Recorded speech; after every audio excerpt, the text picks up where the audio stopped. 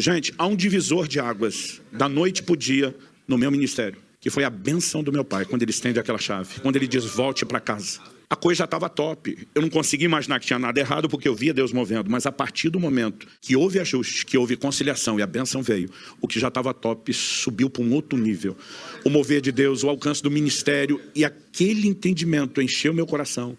E eu fiquei pensando, puxa vida, quanto nós perdemos e comprometemos, porque não entendemos conexão geracional. Eu senti no meu coração de compartilhar com vocês uma palavra, e nós vamos fazer isso num formato um pouco diferente do convencional. Gostaria de chamar meu filho Israel, e nós vamos ministrar juntos hoje. Eu quero que você abra sua Bíblia, por favor, em Malaquias, no capítulo 4, nos versículos 5 e 6. Malaquias, capítulo 4, versos 5 e 6. Eu vou ler na Nova Almeida atualizada, mas qualquer que for a sua versão, acompanhe conosco, por gentileza. O texto sagrado diz assim: eis que eu lhes enviarei o profeta Elias, antes que venha o grande e terrível dia do Senhor. Ele converterá o coração dos pais aos seus filhos, e o coração dos filhos aos seus pais, para que eu não venha e castigue a terra com maldição. Quando olhamos para esse texto, que tem um contexto antes dessa declaração, né? Se você olhar o versículo 2, por exemplo, a Bíblia fala de uma manifestação do Cristo, do Messias, dizendo que ele viria como o sol da justiça, trazendo a salvação, ou dependendo da versão, trazendo a cura em suas asas. E depois de anunciar a vinda do Messias, essa palavra profética começa a falar do precursor, daquele que viria antes do Messias, preparando o seu caminho. E o texto claramente aponta a vinda de Elias. O Novo Testamento pontua o cumprimento disso na pessoa de João Batista, dizendo que o seu ministério seria no espírito e no poder de Elias. E esse texto nos mostra que o papel dele era não apenas converter o coração das pessoas ao Senhor, ele tinha uma mensagem de arrependimento, mas era também converter o coração dos filhos aos pais e dos pais aos filhos. E o interessante é que ele aponta o que a gente pode classificar aqui como indicativo de propósito. Ele diz para que eu não venha e castigue, outra versão diz, fira a terra com maldição. Quando olhamos para aquilo que antecederia a primeira vinda de Cristo, nós percebemos que isso é um paralelo que tem a ver, ou tudo a ver, com aquilo que antecederá a segunda vinda de Cristo. Boa parte dessas profecias do Antigo Testamento que falavam do Messias, elas são o que na teologia às vezes nós chamamos de profecia de pico. Pastor, o que é profecia de pico? Quando você olha uma cadeia de montanhas de longe, o pico de uma montanha parece estar bem perto do pico da outra montanha. Mas à medida que você aproxima, você vê que há uma distância enorme entre eles. Muitas das profecias bíblicas que falavam sobre a vinda do Messias, elas reúnem informações sobre a primeira e a segunda vinda. Mas quando chega o Novo Testamento e a maneira como tudo é revelado, você descobre que uma parte dessas profecias se cumpriram na primeira vinda e outra parte se cumprirão na segunda vinda. Esse paralelo está em toda a apresentação profética da vinda do Messias no Antigo Testamento, e temos muitas informações no Novo Testamento que pontuam isso, de maneira, né, que a gente simplesmente consegue olhar para um texto como esse e reconhecer que ele é parte daquelas profecias que terão o que nós chamamos de um cumprimento replicado. Por exemplo, nos dias do profeta Joel, ele se levanta, traz uma palavra profética, mas ele começa a falar não só de coisas que aconteceriam na sua geração. Num determinado momento, em Joel 2:28, ele diz, e acontecerá depois, que derramarei do meu espírito sobre toda a carne. Ele começa a dizer, vossos filhos e vossas filhas profetizarão. Quando ele diz acontecerá depois, ele diz, essa parte da profecia não é agora. Isso vai ficar para mais para frente. Quando isso se cumpriu, Pedro se levanta no dia de Pentecostes e diz em Atos 2:16, isso é o que foi dito pelo profeta Joel. E muito tempo depois nós vemos o cumprimento dessa profecia.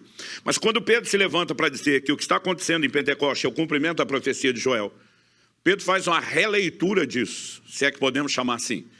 Pedro se levanta e diz, e acontecerá nos últimos dias, diz Deus. Joel nunca falou nos últimos dias. Joel só disse, acontecerá depois, não é agora, fica para mais para frente. Mas quando Pedro reivindica o cumprimento daquela promessa, ele está dizendo, não se limita agora.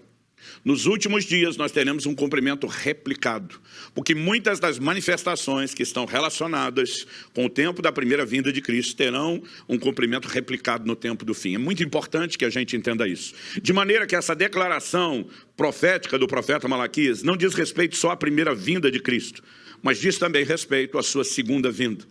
Ou seja, um sinal do movimento, ou do mover profético de Deus no tempo do fim, tem a ver com o que eu quero dar como tema essa mensagem hoje, que é conexão geracional.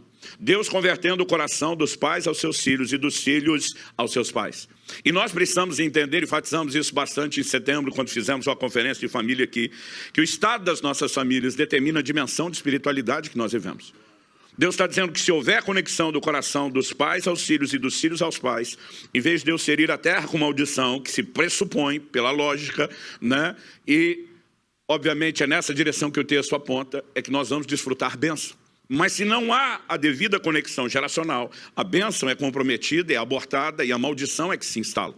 Então parte de tudo aquilo que Deus quer fazer na dimensão espiritual, impactando o mundo por meio da sua igreja, depende daquilo que nós permitimos que Ele faça nas nossas famílias. E essa conexão, ou em alguns casos a reconexão geracional, ela terá um papel importante no regresso do Senhor. Eu não creio ser coincidência que justamente hoje, quando realmente sinto de Deus de falar sobre isso, meu filho Israel esteja justamente nesse dia comigo, porque no finalzinho de fevereiro, nós fizemos isso juntos em Curitiba pela primeira vez. Falamos a respeito desse assunto de conexão geracional juntos, não apenas como pai e filho, mas a minha perspectiva é que antes de ser pai, eu também fui filho, então vou abordar os dois lados. E ele, né, que um dia era apenas meu filho, hoje também é pai. Então nós temos aqui uma perspectiva de 4 gerações, somando, né, o nosso hiato aqui entre a ausência de meu pai, que já está com o Senhor e hoje estaria fazendo aniversário, como disse Paulo, né, e agora a geração dos meus netos, seriam, né, os bisnetos do meu pai. Então nós queremos falar isso juntos e a gente vai fazendo bem bolado, sua vez de dar um oi para eles, pelo menos. Gente, uma alegria poder fazer isso.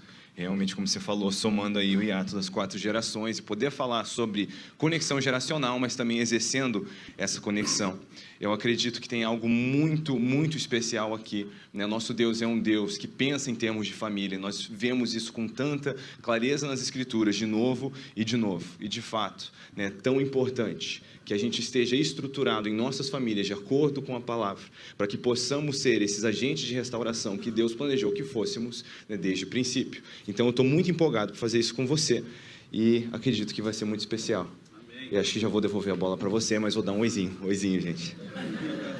Bom, eu gostaria que a gente pudesse tratar do assunto focando 3 aspectos diferentes. Eu gosto muito de fazer perguntas que me ajudem a tentar entender melhor o texto.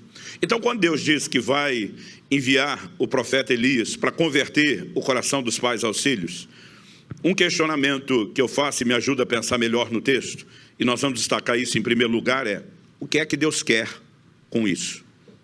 Nós já vimos que, além da ordem familiar, ele parece estar muito interessado no aspecto espiritual que provém, que é resultante da ordem familiar, que diz respeito à bênção ou maldição. Então, em primeiro lugar, eu quero que a gente possa ter um olhar sobre isso, e nós dois vamos falar sobre esse aspecto.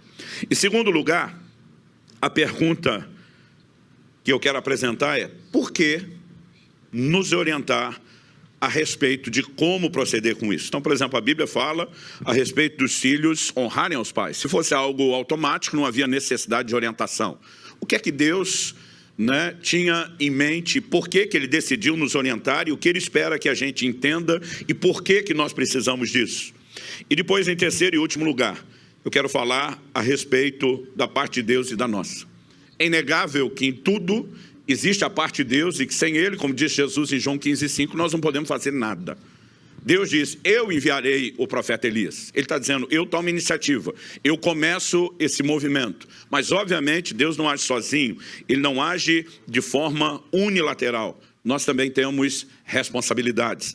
Então, em primeiro lugar, nós vamos trabalhar esse questionamento: o que é que Deus queria com essa mensagem ao apresentar, por que havia necessidade de orientação, e depois nós vamos tentar entender a parte de Deus e a nossa. Então, vamos lá.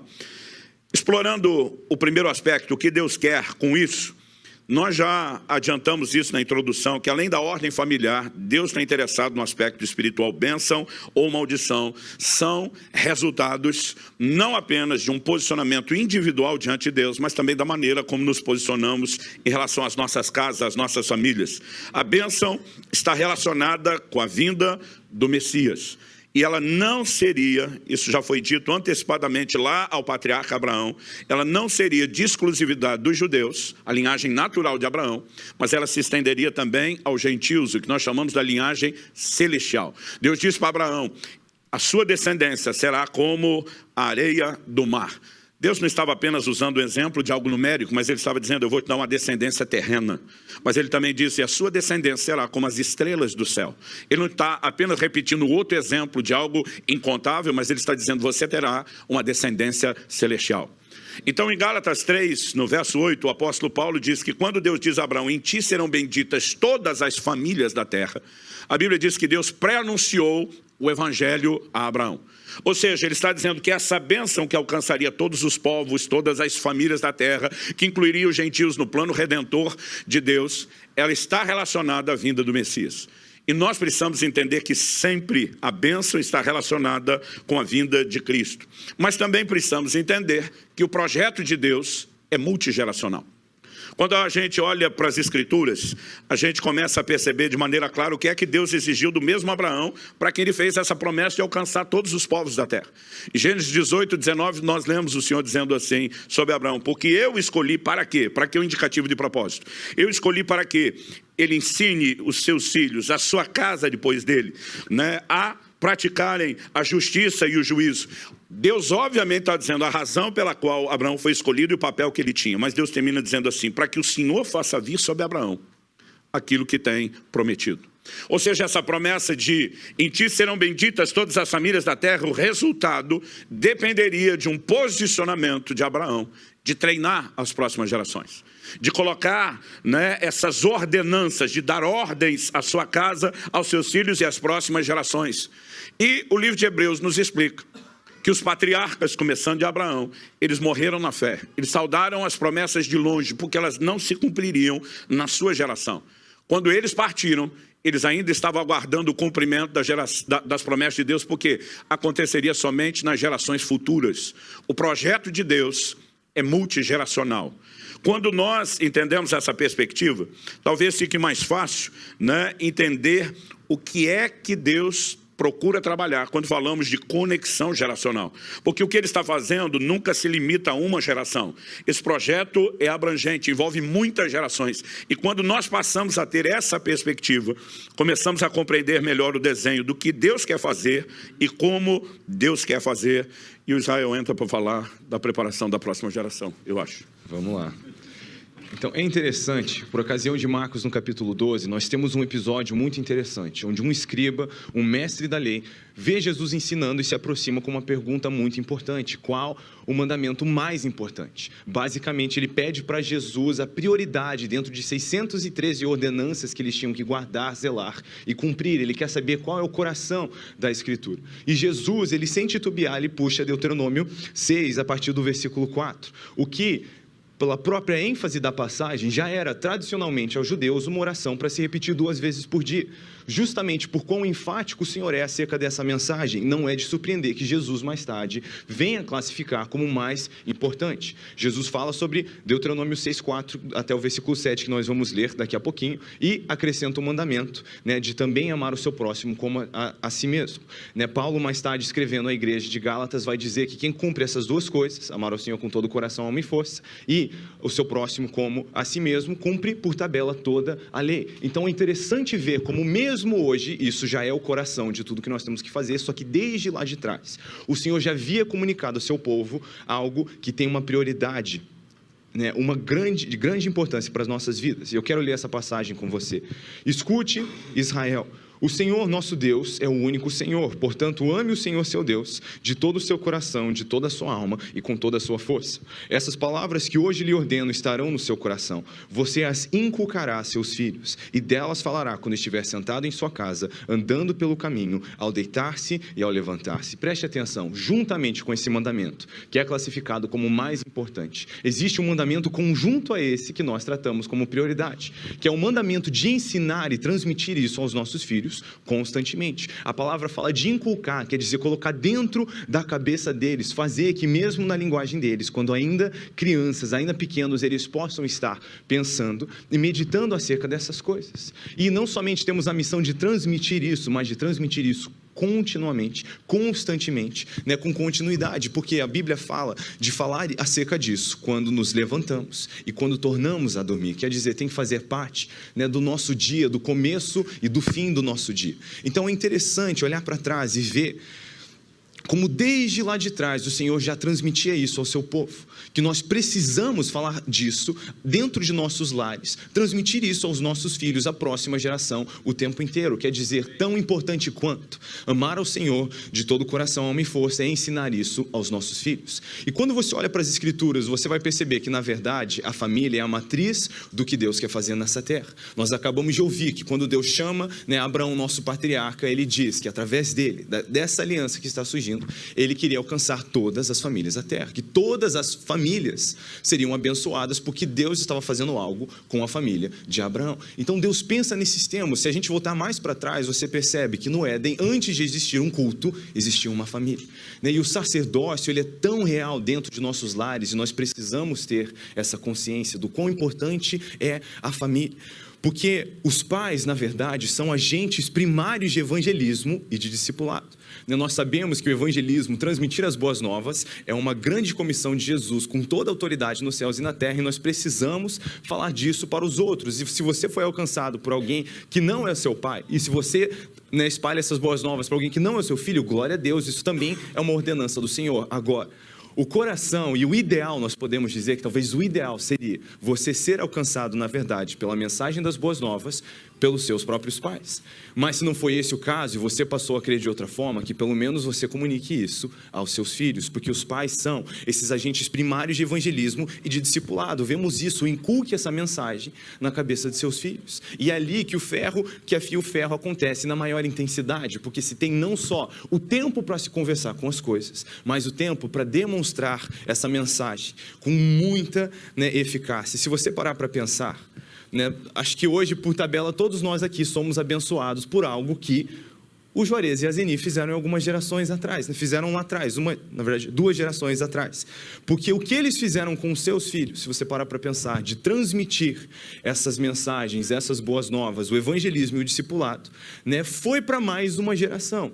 E hoje, eu, né, e agora também os meus filhos, também estamos crendo e seguindo ao Senhor, na verdade, porque o que o Juarez e a Zeni um dia fizeram com seus filhos, né? Então, vira uma bola de neve, né? O quantas gerações vão estar servindo ao Senhor, porque um dia eles estavam lá sentados com seus filhos, inculcando essa mensagem na cabecinha deles. E hoje, gerações depois, ainda estamos aqui e ainda estamos transmitindo isso aos nossos filhos. Gente, a gente não sabe que bola de neve isso pode virar. Então, se você fizer assim, uma matemática rápida, só aquele evangelismo do Juarez e da Zeni já trouxeram pelo menos umas 15 pessoas para o Senhor. Então, né, imagina você dar um pulinho na praça e voltar com 15 pessoas. É um grande evangelismo, né? Mas foi isso que, por tabela, eles fizeram quando eles sentaram e ensinaram isso aos seus filhos. E essa é a vontade do Senhor. Sem falar que essa bola de neve fica sem fim. Porque quantas pessoas os filhos do Juarez e da Zeni trouxeram ao Senhor e têm abençoado e impactado. E agora, glória a Deus, os seus netos. E daqui a pouquinho os seus bisnetos. E tudo isso vira essa bola de neve sem fim. E nós não podemos menosprezar a importância e a beleza dessa estrutura que Deus estabeleceu. Nós, como pais, temos essa função primária de ser os evangelistas e discipuladores de nossos filhos. E isso, mesmo que simples, que aconteça de um jeito simples, a gente não pode menosprezar o poder e o impacto que isso produz nessa terra. Porque, na verdade, se a gente ficar voltando na matemática, Nós estamos aqui hoje porque vários pais transmitiram essa mensagem, a importância dessa mensagem aos seus filhos. Então, essa orientação é muito importante. Eu já quero devolver a bola agora para o meu pai, para falar um pouquinho da importância, do porquê nos orientar acerca disso.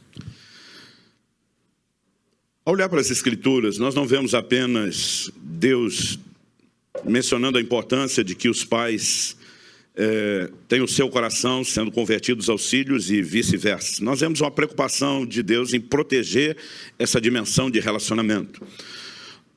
Na antiga aliança, por meio de Moisés, Deus confiou um claro mandamento sobre a importância de que os filhos não apenas obedeçam, mas honrem os seus pais.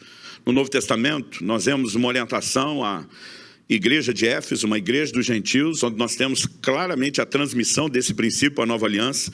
Quando Paulo, em Efésios capítulo 6, de 1 a 3, ele diz assim: filhos, obedeçam a seus pais no Senhor, pois isso é justo. Honre o seu pai e a sua mãe, que é o primeiro mandamento com promessa, para que tudo corra bem com você e você tenha uma longa vida sobre a terra. Então a pergunta: por que Deus mandou que os filhos honrassem seus pais? Porque, obviamente, isso não é algo automático, espontâneo. Se fosse, não haveria necessidade de ordenança. Ou seja, o próprio Deus sabe que se não há uma determinação clara, uma instrução, ele não pode simplesmente esperar que as coisas aconteçam por si. Isso significa que nós não temos uma inclinação automática, natural e espontânea à honra, e sim à desonra. Agora, a pergunta a ser feita é: por que existe uma inclinação à desonra? Eu, particularmente, acredito que uma das muitas, se não das principais respostas, tem a ver com aquilo que a gente pode chamar de desencontros geracionais. Um dia alguém me perguntou: pastor Luciano, por que o senhor acha que existe uma crise tão grande quando os filhos entram na adolescência? Eu lembro do dia em que eu respondi a essa pessoa dizendo: olha, eu não estudei profundamente as áreas do comportamento humano, como psicologia, antropologia, sociologia, mas a gente lida com gente há muito tempo e está vendo muita água passar debaixo da ponte. Eu falei: a minha humilde opinião é que isso tem a ver com um momento específico, onde uma chave muda na cabeça dos filhos. Quando nós somos crianças, pequeninos, a sensação que a gente tem é que os pais têm superpoderes. Eu, durante muito tempo, achava que meu pai tinha superpoderes, que ninguém era forte como ele, que ninguém era inteligente como ele e coisas do gênero. Meus filhos, durante muito tempo, acreditaram que eu tinha superpoderes. Aliás, eu tinha uma mania de fazer uma brincadeira com eles que nunca imaginei o quão a sério eles levavam aquilo. Então, quando parava o carro no semáforo, eu dizia para eles: olha a autoridade do papai. Eu vou contar até 3. E quando eu contar até 3, a luz vermelha vai apagar, a verde vai acender para a gente poder passar. Então, às vezes, a contagem era regressiva, às vezes avançava, era 1, 2, 3, às vezes era 3, 2, 1. Quando eu falava verde, acendia a luz, eles: uau! E assim, eu virei escravo daquilo. Porque às vezes eu parava no semáforo, pai, não vai fazer, nós vamos ficar aqui para sempre. Tipo assim, nunca vai abrir. E aquilo virou uma coisa que foi repetindo muito mais do que eu imaginava. Não imaginava que a brincadeira durasse tanto. E eu lembro de um dia que eu parei, cabeça longe, distante, preocupado com algumas coisas que tinha que resolver. E meu filho: pai, e o que foi? Não vai falar, nós não vamos sair daqui. E eles me avisaram, eu já estava... Nem deu tempo de eu fazer a contagem, só falei: verde, o sinal abriu. Mas do jeito que abriu e eu saí, eu voltei a pensar nos problemas que eu estava pensando. E esqueci da brincadeira. Um deles me pergunta, provavelmente Israel, porque era o mais velho: pai, como é que você consegue? Falei: como é que eu consigo o quê? Fazer o sinal abrir. Falei: pai, não consegue nada. Eu fico olhando para o sinal do lado, vejo que ele fechou, sei que isso... A hora que eu percebi, eu tinha entregado o ouro. Gente, vocês não têm noção da cara de decepção desses dois. Também não lembro quem. Fico imaginando a possibilidade, o Israel é 3 anos mais velho do que a Alice, dele ter tomado a dianteira. Mas eu lembro de uma pergunta, num tom de voz de decepção, vindo do banco de trás: quer dizer que o senhor não tem superpoderes? Eu nunca tive superpoderes, era para ser uma brincadeira esse negócio, Então, assim, a gente tem esse tipo de coisa. O Paulo falou da admiração que a gente sempre teve pelo Adriano, nosso irmão mais velho, E a sensação que eu tinha, assim, que não existia gênio na terra como meu irmão, que soubesse de tudo. E um dia a gente estava num culto, cantando. E nos hinos de antigamente, tinha uma canção que a gente cantava, um hino que a gente cantava, que usava a expressão chuvas de bênção. Chuvas de bênção. Mas não vou cantar para vocês não ir embora. Quando a gente está cantando aquele negócio de chuva de bênção, eu paro para pensar, o que é isso? Aí eu viro para o meu irmão, minha referência de conhecimento bíblico, a enciclopédia Barça, encarnada nele na época, e pergunto, o que é chuva de bênção? Ele olha para mim e diz, você não sabe não? Eu falei, não. Ele falou, não tem a chuva de água? Tem. A chuva de água eu conheço. Eu falei, então, a chuva de água ela cai do céu e molha o chão, não é? Eu falei, é. Ele falou, chuva de bênção é uma que sai do chão e molha o céu. Eu acreditei nisso de todo o meu coração, gente. Até que os anos se passaram e eu descobri que eu fui trollado. A decepção foi profunda. Um dia desse meu irmão falou, você não vai me perdoar? Eu falei, já perdoei, mas vou contar para todo mundo o que você fez comigo o resto da minha vida. Mas criança tem essas coisas. Quando você está na fase da inocência, você cria expectativas irreais. Mas existe um momento onde você vai descobrir que as expectativas foram criadas, não atendem àquilo que você mesmo projetou. Então, quando os filhos chegam na adolescência e começam a pensar, entender melhor as coisas, eles começam a descobrir se papai e mamãe têm algo de super-herói, eu descobri foi a criptonita deles. Porque você começa a perceber as limitações, né, as falhas, as imperfeições que antes não eram percebidas. Acrescente-se a isso a diferença de maturidade. Os mais velhos já aprenderam não só com o volume de bagagem, de conhecimento e de experiência, mas né, com a própria maturidade, a funcionar de uma maneira bem mais racional, enquanto os mais novos têm aquelas explosões que são bem mais emocionais. Né? E só esse choque, essa colisão na maneira de lidar, eu acredito que isso também já aumente a química desse potencial explosivo. Acrescente-se a isso a diferença de noção de tempo. Gente, um ano para uma criança é proporcionalmente maior do que um ano para um adulto. Quando você olha o calendário, a duração cronológica é a mesma. Mas uma criança que tem lá 5 anos de idade, um ano é 1/5 da vida dela. Um adulto como eu, com 50, o mesmo ano é 50 avos. Quer dizer, a referência é cada vez menor. Então, hoje, quando eu penso, vai levar um ano, é uma fração pequena da minha vida. Mas quando era garoto, um ano era muito tempo. Então nós temos muitas coisas que se somam e elas se combinam e muitas vezes elas começam a agregar esse potencial de choque. E basicamente Deus está dizendo, você precisa honrar seus pais. Mesmo que você sinta algo diferente, mesmo que você pense né, diferente, mesmo que você tenha choques. Então eu fico pensando, quando eu comecei a pregar aos 18 anos de idade, a outra geração, que é a geração de meus pais, tinha toda uma noção de protocolo sobre os cultos, né? Então, assim, eu lembro de meu pai pregando só de terno e gravata. Mas, de repente, aos 18 anos de idade, eu apareço pregando de jeans e camisa fora da calça. Meu pai ficava louco com aquilo. Né? Agora, 30 e tantos anos depois, eu continuo pregando de jeans e calça para fora. O que foi revolucionário lá atrás garante minha posição de tiozão hoje em dia. Porque a gente simplesmente paralisa naquilo. Eu talvez chegue o dia onde vou pregar com essas calças mais curtas. Para mim ainda é muito difícil. Já consegui botar um tênis branco um dia desse, mas assim, a calça curta, ela dói a minha alma. Eu não consigo. Não tem um problema quem faz, mas eu não consigo. Eu queria ser um pouquinho mais descolado, mas não consigo. Então, quando você percebe as próprias referências, os padrões, cada um está olhando a vida e o comportamento por prismas que são completamente diferentes. E o potencial de que isso se transforme em algo problemático é gigantesco. Então, quando nós começamos a pensar naquilo que Deus tem proposto, a gente descobre que na orientação aos filhos, nós temos que transpor um hiato, né, que eu diria é um aspecto cultural de uma geração para outra. Então, quando meu pai contava que quando criança não tinha TV e que a primeira televisão que apareceu era branca e preta, a gente ria e quase chorava de dó dele. Mas quando eu conto para os meus filhos como era o disquete do computador que a gente usava, o tamanho que tinha e quase nada de informação que reservava, é lógico que eles vão rir da gente. Quando o Israel começou o relacionamento com a Priscila, um dia a Kelly resolveu mostrar para os nossos filhos nossas cartas, né? Porque namoramos à distância, e naquela época não existia o WhatsApp, nada disso, e a gente namorava por carta. Aí os dois, eu não estava em casa esse dia, estava viajando, quando a Kelly mostrou, os dois começaram aquela encenação de tiração de onda com a geração anterior. A Lissa olha para o Israel e diz, carta? O que é carta, Isra? Aí o Israel diz para ela, Lissa, carta é como se alguém escrevesse um e-mail, mas em vez de enviar, imprimisse e levasse em mãos para entregar. Eu acabei rindo daquilo tudo, mas você percebe que algumas dessas coisas são muito diferentes.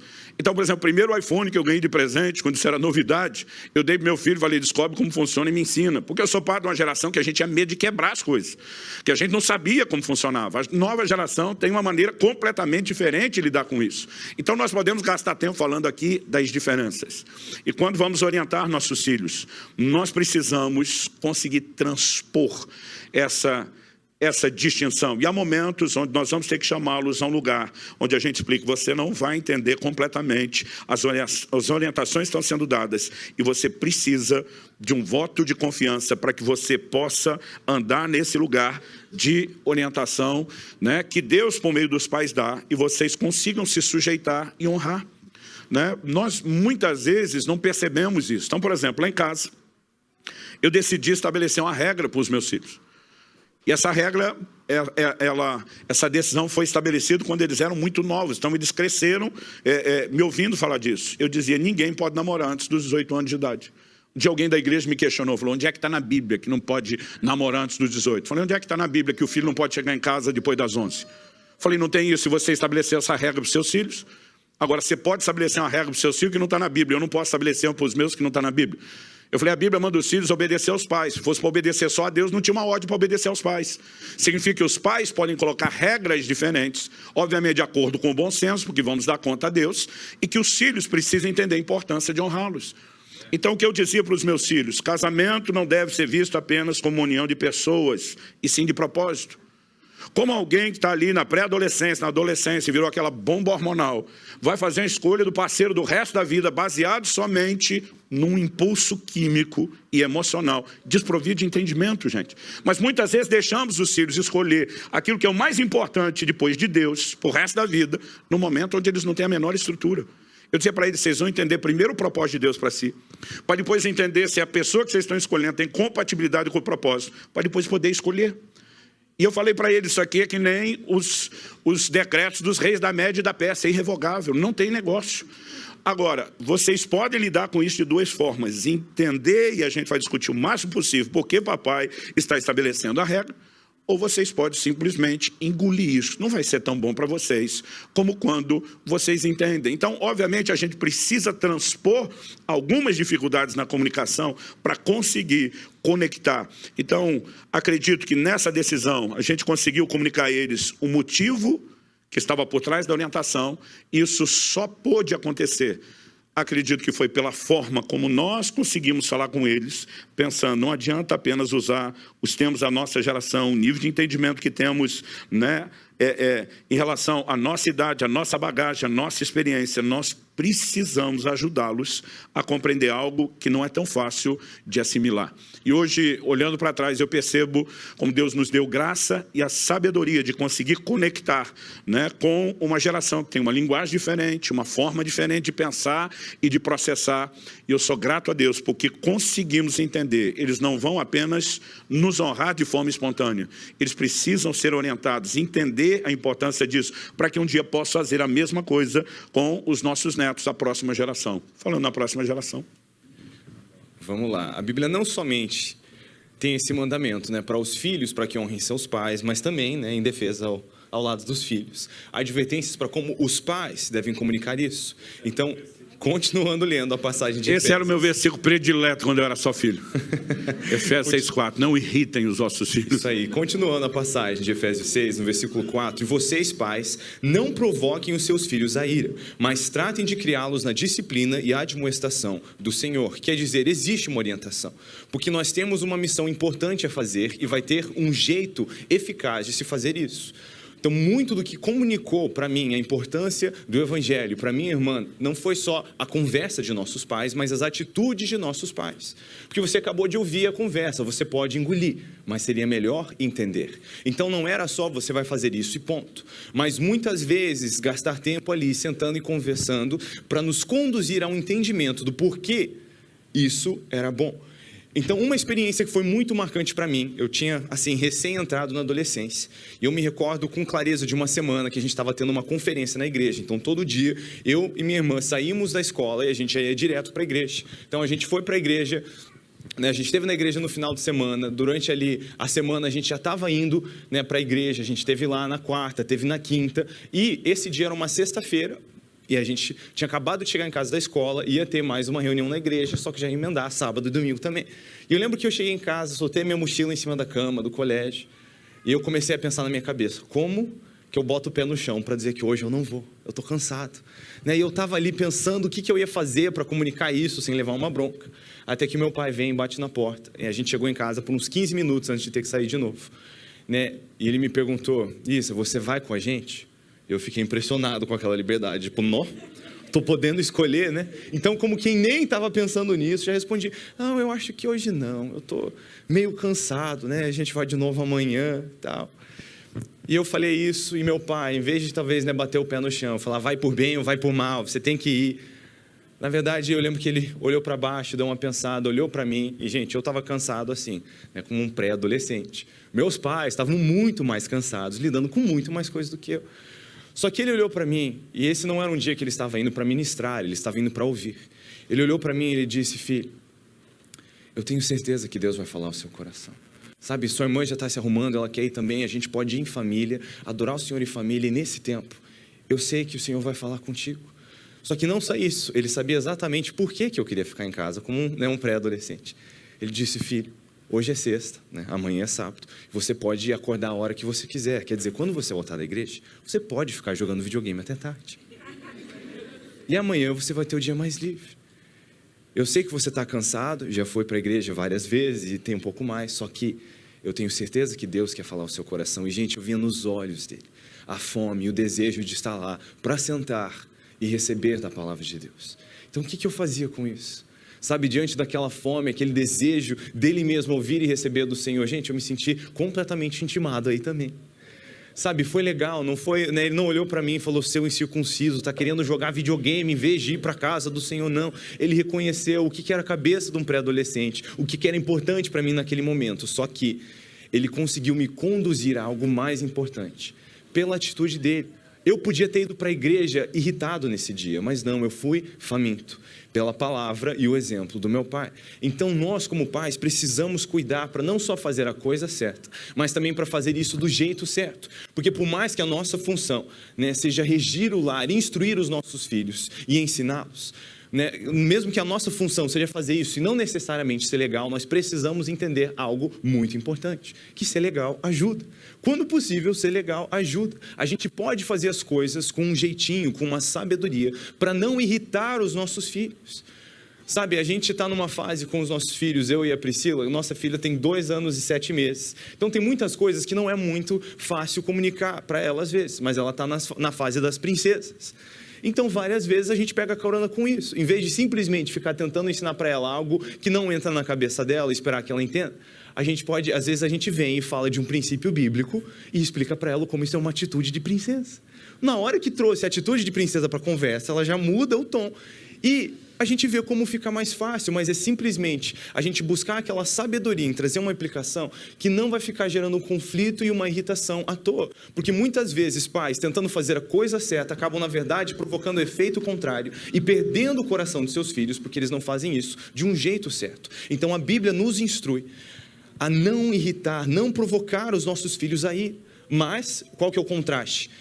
Mas tratem de criá-los na disciplina e na admoestação do Senhor. Então, quando a irritação aos filhos se torna, na verdade, um obstáculo de criar os nossos filhos na disciplina e na admoestação do Senhor, não é só falta de sabedoria, na verdade, é desobediência, porque a Bíblia apresenta esse contraste. Não provoque eles a ira, mas conduzam eles ao entendimento, à disciplina e à admoestação do Senhor. Então, nós precisamos entender que temos não somente uma missão importante a cumprir, mas um jeito onde é importante cumprir isso. Para mim, o que foi mais importante, eu vejo na minha criação, não foi só as conversas que eu tive com meu pai e com a minha mãe, mas ver o exemplo que eles deram em casa. Então, muitas vezes eu ouvi a frase, filho, você não pode fazer isso, porque a Bíblia diz isso. Só que eu também vi várias vezes o meu pai chegar para mim e falar, filho, eu quero te pedir perdão, porque eu fiz isso, mas a Bíblia diz que eu devia ter feito isso. E, obviamente, isso requer muita humildade de um pai para vir e pedir perdão para o filho e mostrar na Bíblia como a atitude dele estava errada. Só que o que isso gerou no meu coração?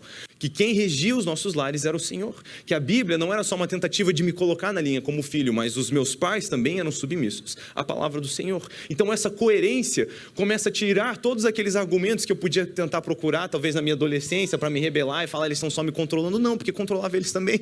Então, esse exemplo, esse testemunho, torna algo que é muito real. Então eu não só fui conduzido, ensinado por meus pais a fazer o meu devocional, a ler a Bíblia, assim que eu aprendi a ler, por sinal, mas muitas vezes, né, a gente entrava no quarto deles de manhã e já via, né, quantas vezes eu entrei no quarto, vi minha mãe com a Bíblia no colo, chorando, e, né, como criança às vezes perguntava, tá tudo bem? Ela, não, sim, o Senhor está falando comigo.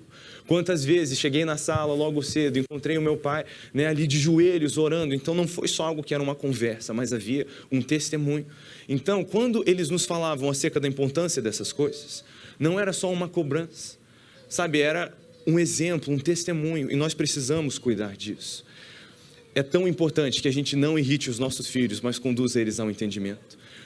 Sabe, às vezes a gente precisa ter paciência com nossos filhos, de ir por todos aqueles 19 porquês que ele pergunta, né? Eles estão às vezes querendo entender, e se a gente tem a paciência de fazer isso, a gente pode conduzir eles ao entendimento. E isso é muito importante. Sabe, esse testemunho, além da palavra, muitas vezes o meu pai, eu ia pedir um conselho para ele.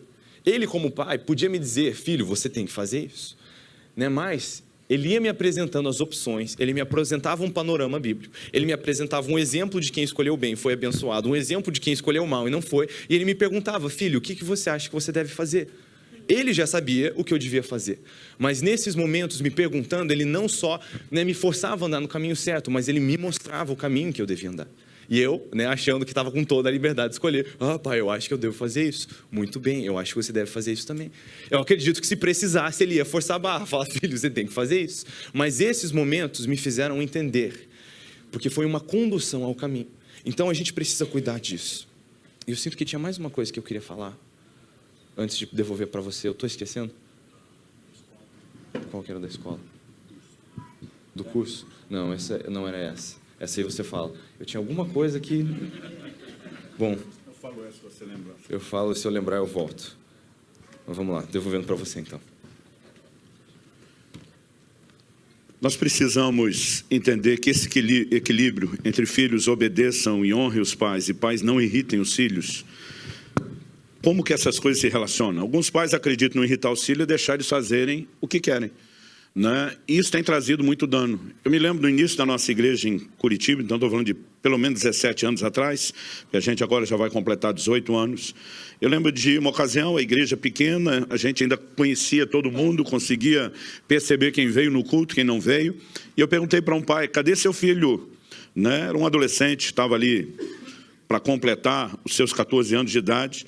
Falei, já faz 3 domingos que eu não vejo ele. Aquele pai olha para mim e diz, não, é que ele não quer vir na igreja. Falei, o garoto não tem 14 anos e já fala o que quer? Aí ficou me olhando, falei, então se ele quiser fumar crack, tudo bem. Aí o pai se ofendeu, fumar crack não. Falei, fumar crack não, ir para o inferno, tudo bem. Eu falei, me ajuda a entender esse critério. Né? Quando a Bíblia fala que os filhos precisam se submeter, obedecer aos pais, inclusive dando honra, que indica não só a obediência, mas a obediência com a atitude correta, significa que eles não são autogovernáveis. E que se nós os deixarmos na posição de autogovernáveis, vai dar ruim. Então não irritar os filhos não quer dizer que você não põe regra, porque a Bíblia já acabou de dizer que eles têm que obedecer às regras, mas tem a ver, como Israel expôs, com a sabedoria como vamos tratar disso, para que a gente não gere distanciamento. Então, a gente precisa buscar de Deus o entendimento correto. Então, teve momentos, como Israel disse, onde simplesmente eu sentava, apresentava a ele e dizia, você tem que escolher. Né? Uma coisa que chama muito minha atenção foi o dia que o Israel olhou para mim, eu estava ensinando ele sobre escolhas, falei, olha, se você tomar essa decisão, vai ter isso, isso e isso de bom, tem esse aspecto negativo. Você tomar essa decisão, vai ter isso, isso e isso de bom, diferente daquele, mas também tem esse outro aspecto negativo, diferente daquele. Eu falei, o que você prefere? Ele olhou para mim e falou assim, pai, o que o senhor quer que eu queira? Eu falei, não, eu quero que você decida. Ele falou, pai, pensa comigo, o senhor é mais vivido, é mais experiente, sabe mais do que eu, acho legal o senhor me treinar e me dar espaço, mas de boa, com a sua bagagem que é melhor que a minha, o que o senhor sugere? E naquele momento eu percebi algo, né, importante em relação ao que a gente estava conseguindo construir. Ao mesmo tempo que você vê Deus fazendo a mesma coisa. Deus diz, olha, eu ponho diante de vocês a vida e a morte, a bênção e a maldição. Deus diz, escolhe vida. E diz, não pega aquele caminho do lado de lá. Mas muitas vezes a gente só fazia isso quando era uma situação muito drástica de erro. Quando eram possibilidades semelhantes, a gente dizia, não, fique. E aquilo me fez pensar, não apenas o nosso relacionamento, mas quantas vezes eu não deveria estar perguntando para Deus o que o Senhor quer que eu queira. Porque Deus não nos deu livre-arbítrio para que a gente se autogovernasse para longe dele. E nós precisamos ensinar aos filhos uma autonomia, né, que não é plena dependência dos pais, mas também não é independência. Existe um padrão no meio ali que a gente chamaria de interdependência. Os momentos onde eu intervia de uma forma mais incisiva, era sempre quando tinha uma orientação mais clara de Deus. Israel resolveu que queria fazer um curso técnico, não é colegial, como é que chama isso agora? Ensino médio. Né? Quando terminou o ensino fundamental e ele iria para o ensino médio, ele estava empolgado com um curso técnico que era oferecido por uma faculdade lá em Curitiba, e aquelas vagas eram muito disputadas. E ele se preparou, ele fez um curso, e ele estava realmente empolgado com a possibilidade de entrar nesse curso, e nós todos torcendo com ele. Ele, quando passou, era uma espécie de, a gente chamava de vestibulinho, um pequeno vestibular, embora não fosse para a faculdade. Quando ele passou, né, e entrou e garantiu a vaga, nós fizemos a maior festa com ele. Foi um dia de alegria lá em casa. Nós realmente rejubilamos todo mundo. Eu lembro que depois do momento da festa em família, eu fui para o quarto orar e agradecer a Deus. Falei, puxa Deus, quero te agradecer. Israel queria tanto isso. Né? Eu estou tão feliz de vê-lo conseguindo aquilo que ele queria. Ele estudou, ele lutou, ele se preparou. E eu estou ali só agradecendo a Deus. Não imaginava que nada diferente pudesse sair. O Espírito Santo falou comigo. O Espírito Santo me disse, você é um guardião do destino profético do seu filho. E é sua responsabilidade pará-lo e não deixá-lo entrar nesse curso. Eu levei um susto. O Senhor me disse, se ele entrar nesse curso, ele vai se perder em relação ao propósito que eu tenho para ele. E você precisa pará-lo. A gente fazendo a maior festa. Eu pensei, como é que eu falo isso? Eu saí do quarto desconcertado, chamei meu filho, falei, filho, vem cá. Falei, você tem alguma dúvida do quanto eu amo você? Nenhuma, pai. Você tem alguma dúvida do quanto eu torço por você e pelo seu melhor? Nenhuma, pai. Falei, você percebeu o quanto nós lutamos juntos para você conseguir isso? Sim, pai. Você percebeu a festa que nós fizemos com essa notícia? Ele falou, sim. Falei, mas eu entrei no meu quarto a agradecer a Deus. E eu tive uma informação que muda completamente o jogo. Deus me disse, se você entrar, você vai se perder em relação ao propósito que ele tem. Isso não significa que você vá se desviar, mas que existe algo melhor do que isso, que nesse momento você acha que é a melhor coisa. Eu falei, eu espero que você consiga ter a maturidade, porque você já está aí, chegando aos seus 15 anos de idade, de confiar tanto em Deus quanto no seu pai. E que você consiga aceitar isso. Mas, filho, quer você entenda, quer não. Eu não vou deixar você seguir adiante. Você não vai fazer essa matrícula. Porque eu estou debaixo de uma comissão do céu. Eu chorei, ele chorou. E ele olhou para mim e disse, pai, eu posso não entender, mas eu escolho obedecer a Deus e a você. Eu escolho isso. E disse, Deus sabe o quanto eu queria isso. Mas mesmo sem entender, eu escolho obedecer isso. E depois a gente passou a ver o que aconteceu nos próximos anos, quando Israel, em outra escola, acabou sendo um instrumento de Deus para abençoar e impactar tanta gente. Eu lembro que ele já tinha se formado, já estava, né, morando aqui na América, onde veio estudar. E Lícia, que é 3 anos mais nova, né, ela dizia, pai, Israel ainda é uma lenda lá na escola. Né? Deus realmente fez coisas preciosas, mas isso é só o que a gente consegue ver e saber. Provavelmente, a gente não consegue, né, pela falta de informações do que teria sido em outro lugar, entender, né, exatamente o que estava por trás. Então, momentos como esse, às vezes poderia haver uma conversa um pouquinho mais incisiva. Mas a ideia era sempre, vamos tentar construir isso juntos, por meio de um diálogo que gerasse mais entendimento. Terceiro e último lugar, a parte de Deus e a nossa. Quando Deus diz que enviará Elias, que converterá os corações dos pais aos filhos. Isso significa que então Deus faz tudo sozinho, é ele que manda o Elias converte, está tudo certo, vai acontecer. Não. Isso fala de Deus oferecendo recursos da parte dele e não nos deixando sozinhos nessa história. Mas nós não podemos deduzir, sob perspectiva nenhuma, que Deus haja de forma unilateral nos excluindo. Por outro lado, também nós não podemos fazer absolutamente nada sem Deus e não podemos imaginar que estejamos nesse jogo também para agir de forma unilateral sem Deus. O próprio Jesus diz em João 15:5, sem mim vocês não podem fazer nada. A gente já viu anteriormente, que Deus não nos deixou de fora do processo, quando ele orienta Abraão. Eu escolhi para que ordene seus filhos, sua casa depois dele, para que guardem o caminho do Senhor, pratiquem a justiça e o juízo, para que eu faça vir sobre Abraão, que tenho falado sobre ele. Então, eu gostaria que a gente pudesse tentar entender a nossa parte. Mas a nossa parte, que interage com a parte de Deus, ela pode ser vista sob dois ângulos distintos. O primeiro é sobre o que cada geração deve fazer. Então, quando falamos da nossa parte, a parte humana, tem a parte dos pais e tem a parte dos filhos. Porque são duas gerações distintas que Deus está tentando conectar. O segundo aspecto é sobre quando agir. Porque quando eu falo sobre quando agir, existe aquela ação que é preventiva. A gente se antecipa a um problema e o evita. Mas muitas vezes, porque não tomamos a medida preventiva, o que nós precisamos depois é da medida remediativa. Há um ditado popular bem conhecido que diz: é melhor prevenir do que remediar.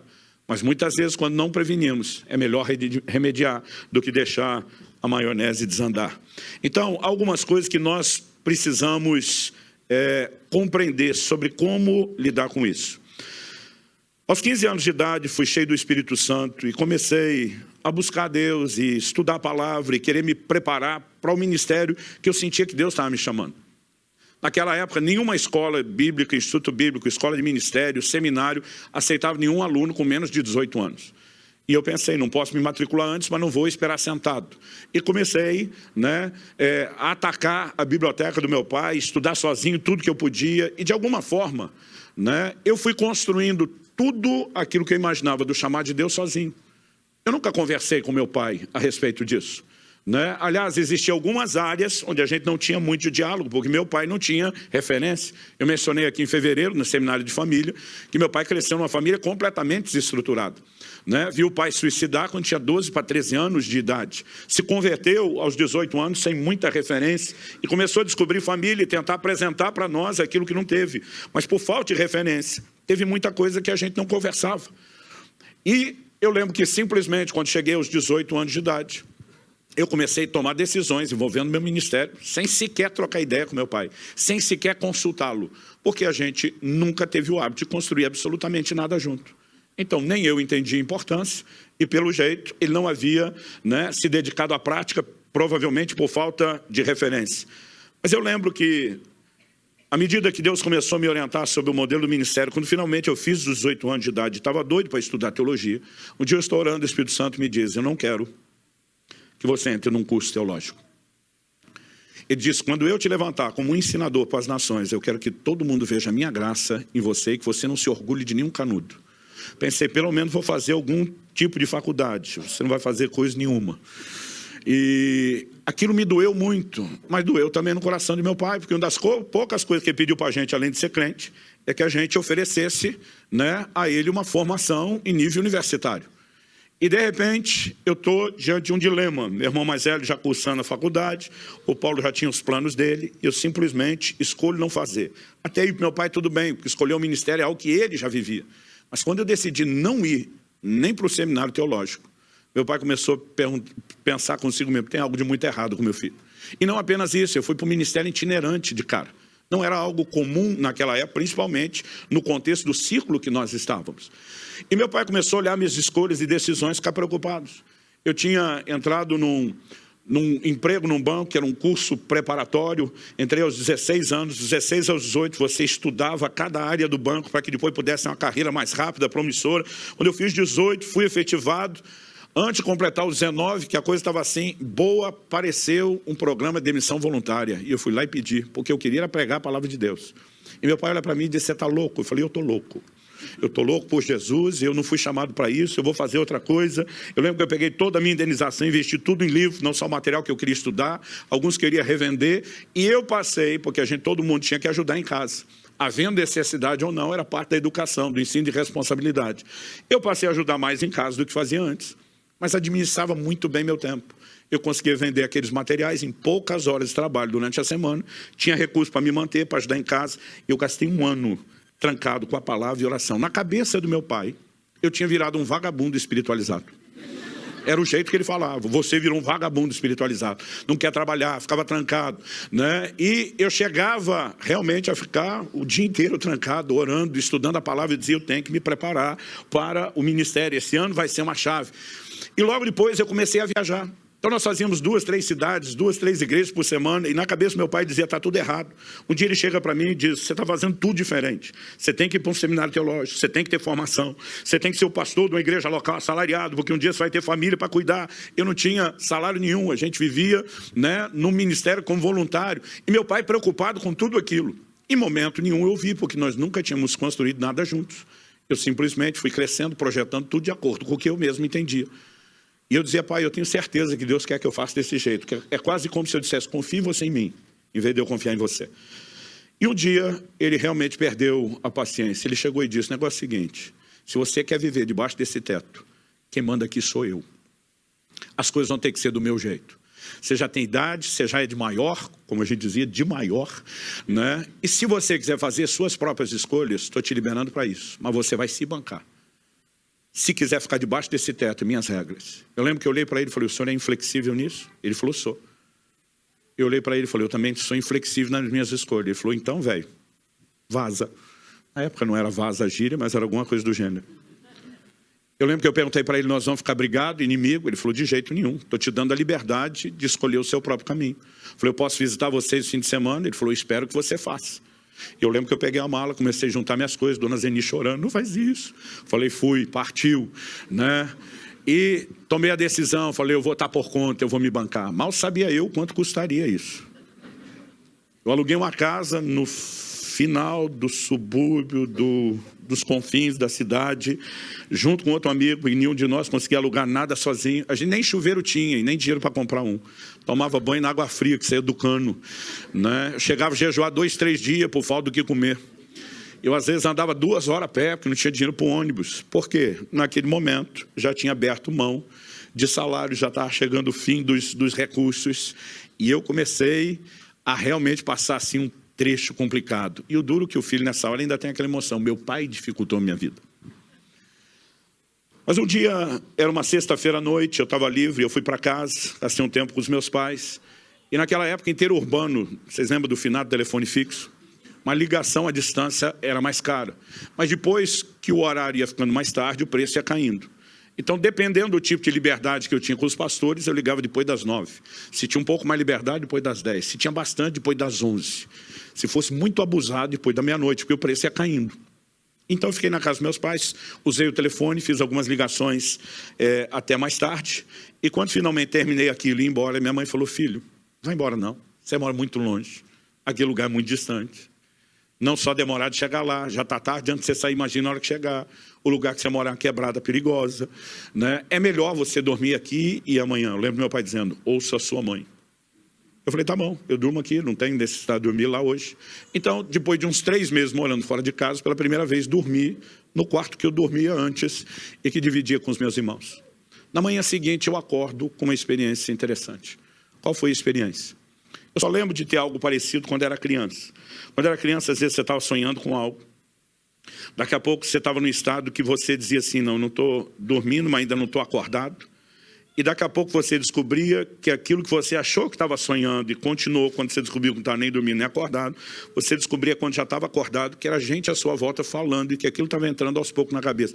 Alguém sabe o que eu estou falando? Já teve isso. Eu só lembro disso quando criança, depois de adulto eu não me lembro de ter nada disso. Mas o que é que acontece?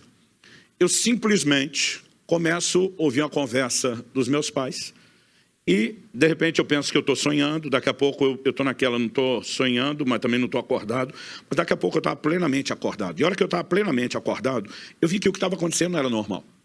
Porque eu ouvia meus pais conversando lá na cozinha, a porta do quarto fechada, mas tudo dentro do quarto, o barulho era muito alto.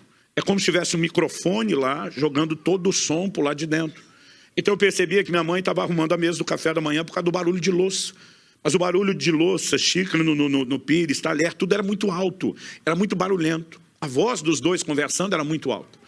E quando eu estou nessa parte acordada, o que eu ouço é meu pai dizendo assim para minha mãe, Zeni, passei numa loja, num garageiro, esses caras que trabalham com carro essa semana, e ele ofereceu uma troca no meu carro. Meu pai tinha um Opala Commodoro. Para quem tem idade sabe que era o carro. Ele falou, e ele ofereceu uma troca no meu carro, ele ofereceu trocar de manos, sem ninguém voltar dinheiro para ninguém, outros 2 carros. Uma Brasília e um Fiat 147. Minha mãe pergunta para o meu pai, e para que você pegaria 2 carros? Ela não dirigia na época. E meu pai respondia assim, eu estou ouvindo isso lá dentro do quarto. Eu estava pensando, se eu desse um desses carros para o ministério do Luciano, se ele não entenderia, quando começou essa parte, entenderia desligar o microfone. E eu simplesmente estou me perguntando o que foi isso que aconteceu. Eu abro a porta, levanto, eu estou ouvindo baixinho de longe, todo o mesmo barulho de louça. Eu chego, os 2 estão conversando, mas quando eu chego a conversa, o que quer que seja que tivesse, parou com a minha chegada. Dei bom dia aos 2, sentei para tomar café, e eu senti o Espírito Santo dizendo, eu te fiz saber o que está no coração dele, porque ele não vai além disso. Agora é com você. Claramente eu tive aquele entendimento. Ele, como velha geração, ele não vai voltar atrás. Mas o coração dele está aberto a rever todas as coisas. Agora você precisa botar o rabinho no meio das pernas e resolver isso. Eu lembro que eu sentei e falei, pai, eu queria aproveitar aqui antes de tomar o café da manhã para te dizer algo. Ele falou, o quê? Eu falei, eu não imaginei que eu estaria vivendo o que eu estou vivendo. Morando fora de casa, sem ter saído para o casamento ou para o campo missionário. Na mesma cidade, só porque nós discordamos de algo. Eu falei, eu queria te pedir algo, pai. Eu falei, eu sei que isso também não é o que o senhor esperou, não é o que o senhor sonhou. Meu pai sempre foi muito bíblico, e essas conversas de citar a Bíblia funcionava bem com ele. Eu falei, o senhor lembra de quando Daniel pede que Arioque, o capitão da guarda do rei, coloque ele à prova com o tipo de comida que o Arioque não está provando, porque aquilo não era convencional, era fora do padrão. Mas ele disse, põe a gente à prova durante um tempo. Se você vê que funciona, continua. Se não funcionar, nós fazemos do seu jeito. Meu pai disse, leia muito bem. Eu falei, eu queria te propor isso. Eu queria pedir que o senhor me desse até o fim do ano, não é um ano inteiro, só até o final desse ano que já está andando. Se o senhor não conseguir reconhecer que a maneira como eu estou funcionando no ministério é uma direção de Deus, com resultados de Deus, eu faço exatamente do jeito que o senhor quer, eu vou para o seminário, porque eu não tenho nenhum motivo para desonrá-lo. Eu falei, nesse momento eu tenho a convicção que Deus quer que eu faça isso. E eu não quero negligenciar essa convicção que eu tenho em Deus, mas eu também não quero que o senhor ache que a minha escolha é te desonrar. Será que o senhor poderia me dar um tempo de teste, de avaliação? Orar, inclusive comigo, para que Deus mostre o que é que ele tem. Eu falei, porque se eu reconhecer, ou se o senhor não reconhecer que esse é o caminho, eu simplesmente decido fazer do seu jeito e ponto final. Ele falou, isso é razoável para mim. Eu falei, se é razoável para o senhor, ele falou, pode voltar para casa. E dentro de mim eu estava ali num yes. Eu tomei o café da manhã, que não tinha comida em casa. Reforcei o café, me vinguei de toda a fome passada aquele dia. Liguei para um amigo, falei, o que morava comigo, falei, velho, tu tá por conta com o aluguel, te vira e eu preciso que você me ajude a fazer a mudança. Enquanto eu me desloquei até lá, juntei o que tinha para trazer de volta. Quando eu chego, o que é que eu encontro na garagem? Não tem mais um Opala Commodore. Tinha um Fiat 147, tinha uma Brasília, do jeitinho que eu tinha ouvido. E quando eu olhei aquilo, eu entendi na hora, o que eu ouvi não foi apenas uma encenação. Ou eles realmente tiveram a conversa, ou Deus me fez entender o que é que estava no coração dele. E quando eu cheguei e vi os 2 carros, eu falei, Deus está nisso. Eu lembro quando eu entrei, meu pai estendeu a chave da Brasília e falou, isso é para te ajudar no seu ministério. Meus 2 irmãos reclamaram, nós nunca ganhamos carro. Meu pai protestou de volta dizendo assim, nunca dei carro para filho nenhum, investi no ministério de um deles. Mas por que eu quero contar isso? Gente, há um divisor de águas, da noite para o dia, no meu ministério. Que foi a bênção do meu pai, quando ele estende aquela chave. Quando ele diz, volte para casa. A coisa já estava top. Eu não conseguia imaginar que tinha nada errado, porque eu via Deus movendo. Mas a partir do momento que houve ajuste, que houve conciliação e a bênção veio, o que já estava top subiu para um outro nível. O mover de Deus, o alcance do ministério e aquele entendimento encheu meu coração. E eu fiquei pensando, puxa vida, quanto nós perdemos e comprometemos, porque não entendemos conexão geracional. Então, tem a parte do que cada um deve fazer. E tem coisas que podem ser preventivas, a gente pode fazer antes, evitar problema. Mas às vezes o problema já está instalado, a maionese está desandando, e nós precisamos entender em Deus como remediar. Eu já falei bastante, estou falando de fome, daqui a pouco eles vão lembrar que tem que almoçar. Mas é interessante essa história, ver o momento em que essa chave virou, porque de fato existe um jeito certo, algo que o Senhor quer fazer nessa terra, e no momento onde o coração dos filhos tornam aos pais e o dos pais se voltam para os filhos, existe uma conexão que ela, na verdade, é essencial para o que Deus quer fazer nessa terra. É como se fosse uma ponte que é construída, e esse aqui é o pavimento para o que Deus vai fazer, né, nessa terra, quando uma geração se conecta com a outra. É tão interessante ver que essa sempre foi a linguagem do Senhor. Quando lemos essa passagem de Joel, vemos os velhos, né, sonhando, os jovens tendo visões, e na verdade, profetizando, não, como é que é? Os jovens...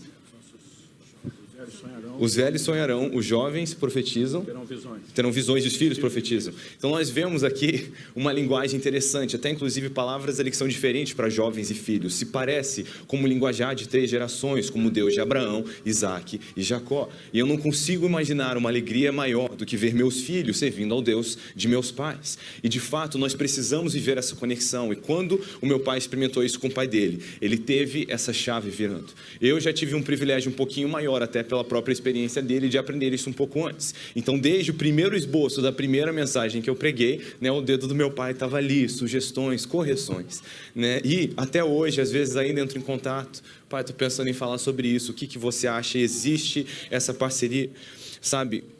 E nós podemos contar, uma vez que essa é a vontade do Senhor, é a ordenança dele sobre nós, nós também precisamos entender que existe uma graça que vai nos ajudar a viver isso. Sabe, talvez não é a experiência que você teve com os seus pais, mas você pode proporcionar isso aos seus filhos. Você ouviu a história do Juarez, não foi a experiência que ele teve com seus pais, mas ele virou a chave.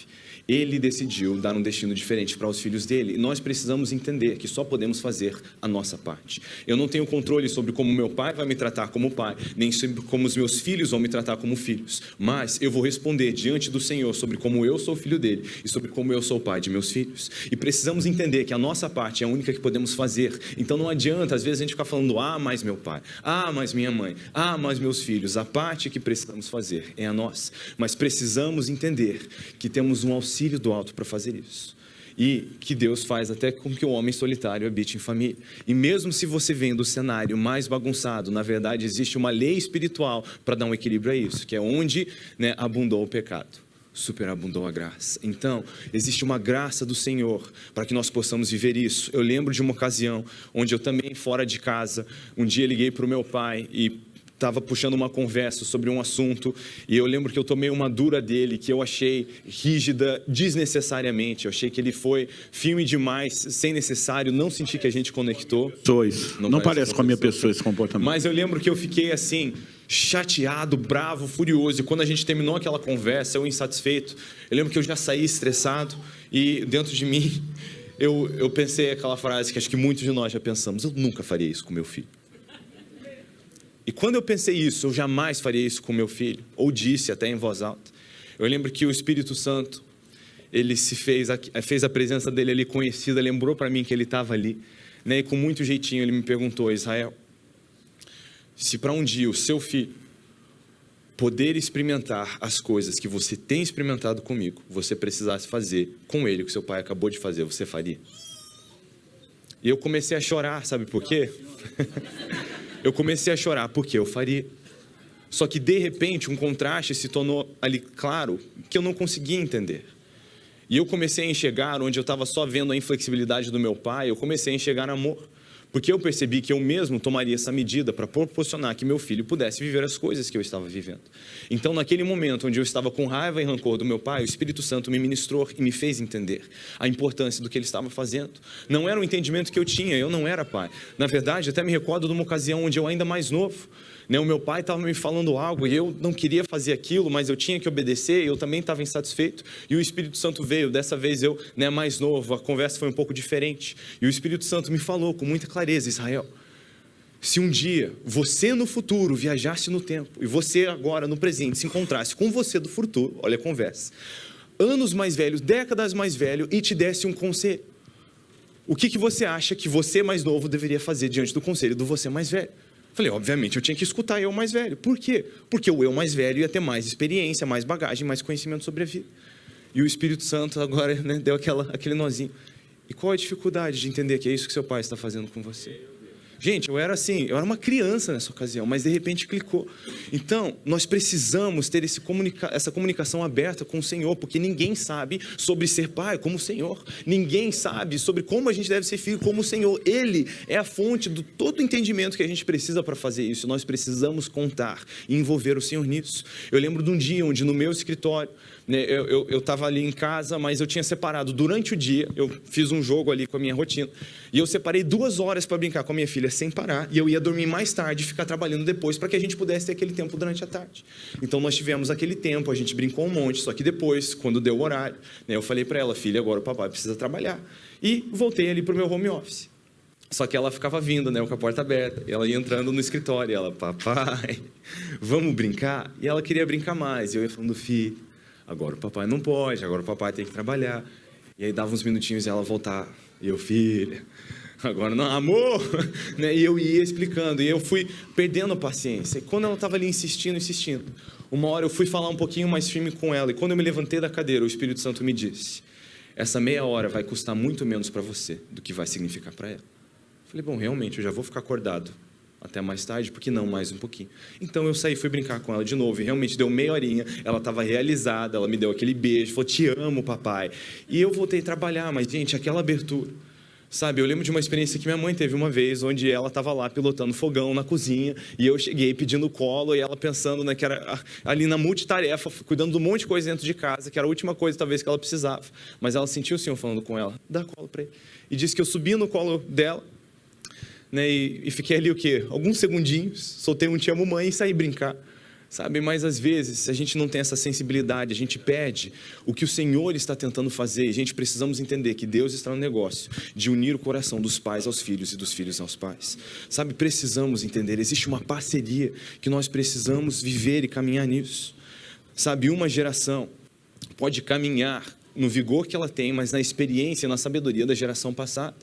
E existe esses ciclos, e eu já quero caminhar agora para a conclusão, antes de devolver para você, dizendo isso, você falar algo interessante sobre isso também, pai, mas eu fico olhando, até falando além dessa paternidade natural que vivemos em nossas famílias, até acerca, né, daquela paternidade espiritual, por exemplo, como vemos Paulo discipulando Timóteo, em 1 Timóteo 4, do versículo 12 ao 16, ele diz para ele, Timóteo, ninguém o despreze por você ser jovem, pelo contrário, seja o exemplo para os fiéis na palavra, na conduta, no amor, na fé e na pureza. Até minha chegada, dedique-se à leitura pública das Escrituras, à exortação e ao ensino. Não seja negligente para com o dom que você recebeu, o qual lhe foi dado mediante profecia, com a imposição das mãos do presbitério. Medite essas coisas e dedique-se a elas, para que o seu progresso seja visto por todos.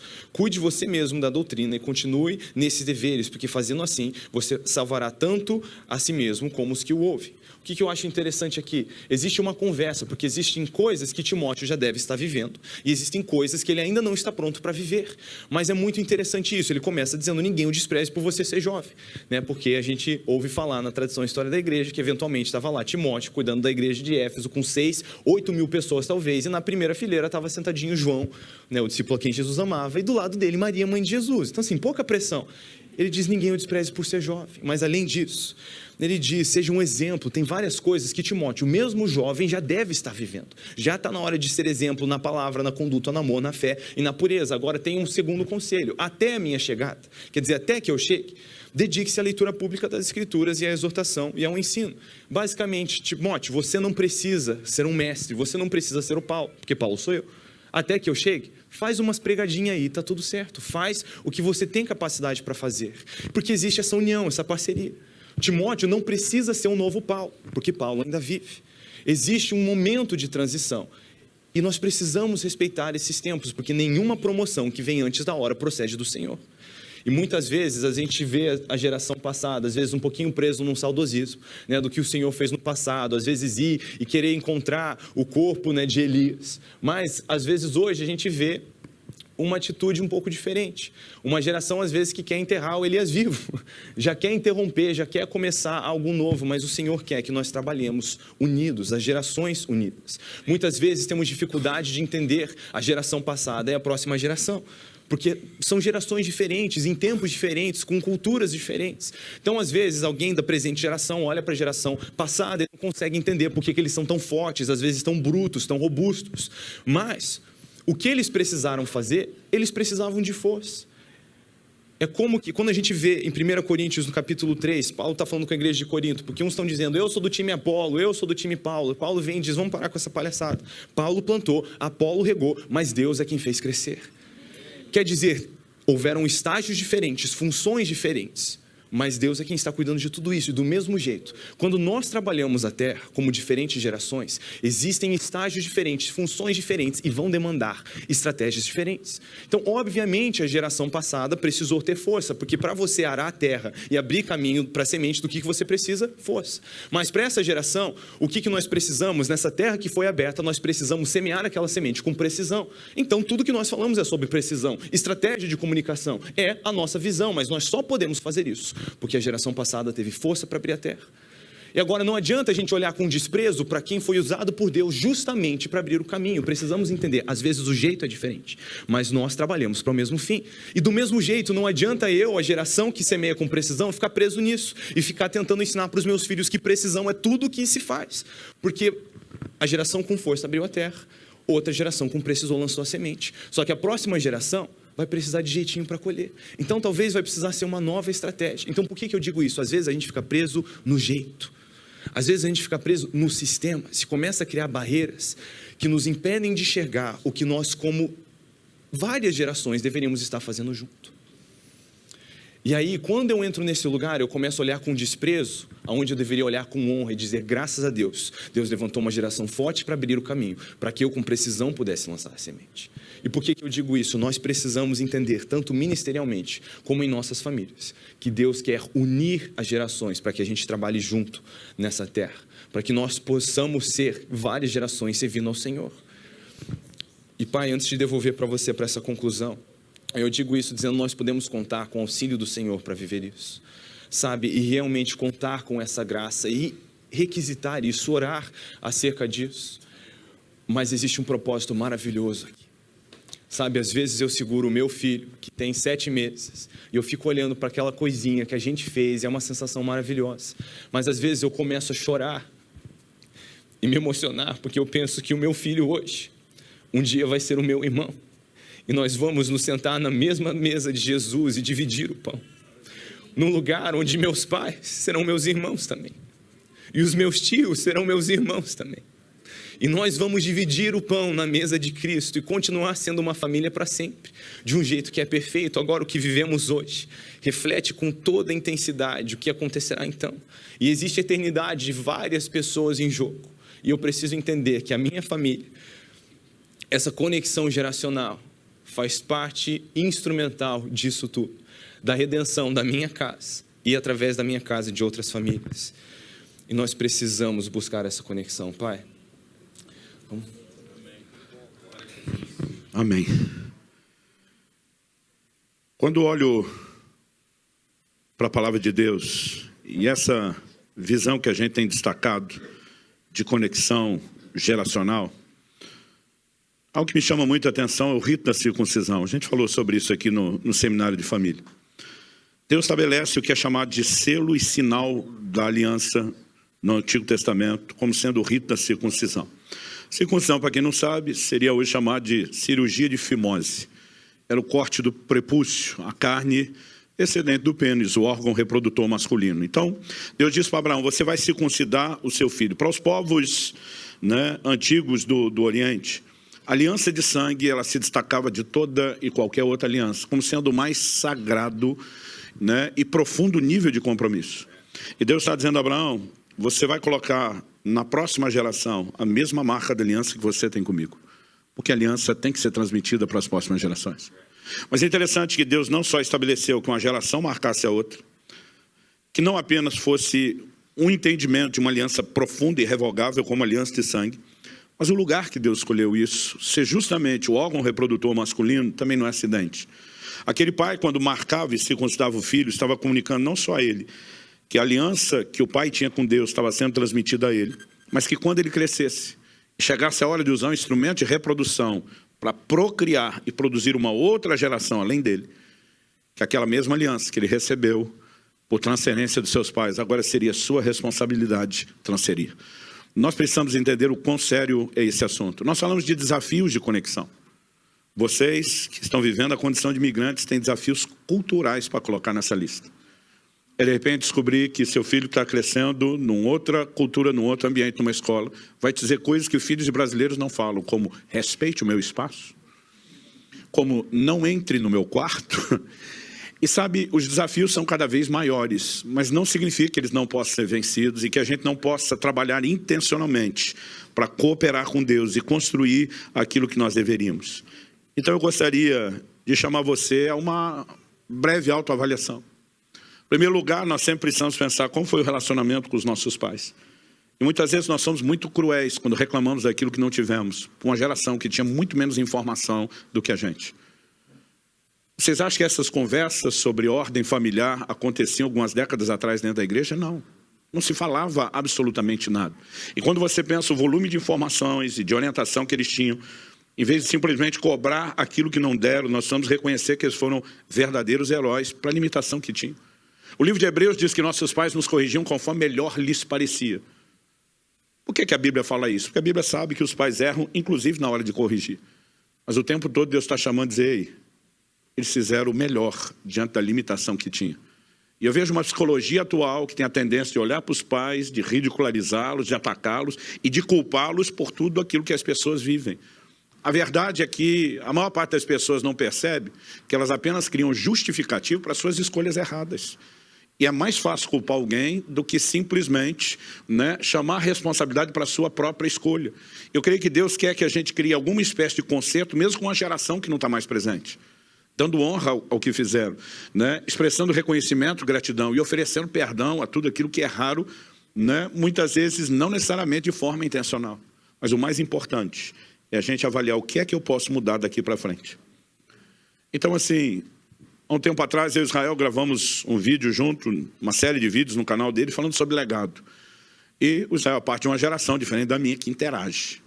Então, já tinha comentários, ele, pai, vamos responder, vamos isso, vamos aquilo. Eu falei, filho, não estou acostumado com esse negócio, não. Eu sou parte da geração que a gente produz conteúdo, joga e diz, quer, pega, não quer, a gente fica dando satisfação de nada, retorna. Ele falou, não, pai, é importante, me deu uma aula ali sobre aquilo. Eu falei, então vamos escolher algumas perguntas e comentários para falar. Aí eu vi um comentário de um rapaz, falei, esse é meu. Eu falei, pai, pega leve. Eu falei, eu pego, mas esse é meu. Ele dizia assim, para vocês é muito fácil falar sobre isso. Vocês dois tiveram tudo em Deus desde que nasceram. Eu não tive nada disso. Era o comentário dele. Porque assim, se existe uma coisa que me incomoda é a forma como as pessoas se vitimizam. Então, com muito jeitinho, com muito carinho, eu falei, não colocamos o nome de ninguém. Para você colocou isso, e é o discurso de muitos. Eu quero que você saiba que, quando meu pai se converteu, ele também não teve nada disso. Ninguém na linhagem, na ascendência dele, os pais da minha mãe já serviam a Deus, nós temos uma geração antes, mas dos meus pais não. A gente tem conhecimento de ninguém na linhagem, na ascendência antes que tenha servido a Deus. Mas quando ele se converteu, ele tomou uma decisão, não importa se antes de mim ninguém teve, ninguém fez, ninguém viveu. A decisão dele foi, a partir de mim muda, a partir de mim uma nova história vai ser escrita. Então talvez você não teve o que eu tive, o que meu filho teve, que meu neto está tendo, mas todos nós só pudemos ter isso, porque alguém antes escolheu. E talvez você tenha que ser aquela pessoa que diz, a partir de mim muda. Eu serei o ponto de virada. Eu posso não ter o legado espiritual, mas eu vou comunicar, eu vou garantir que haja continuidade. Alguém disse com muita propriedade, nós estamos sempre a uma geração da extinção do Evangelho. Se cada um de nós não cumprir o seu papel em relação à próxima, existe uma desconexão, não apenas entre pais e filhos, mas entre os filhos e o Senhor. E os resultados serão trágicos, como a Bíblia adverte. Então a gente não quer apenas tentar trazer um conselho que ajude sua casa a funcionar melhor e com mais harmonia. É prazeroso quando existe conexão, mas muito mais do que isso, é garantir que o plano de Deus se cumpra. Então, depois de avaliar os relacionamentos dos dois lados, com a geração anterior, com a próxima, eu gostaria que você pudesse fazer duas perguntas. A primeira delas, o que dá para prevenir? A segunda delas, o que tem que ser remediado? Que algumas coisas já não foram prevenidas e a gente precisa se concentrar nelas. Clique e veja mais vídeos como esse.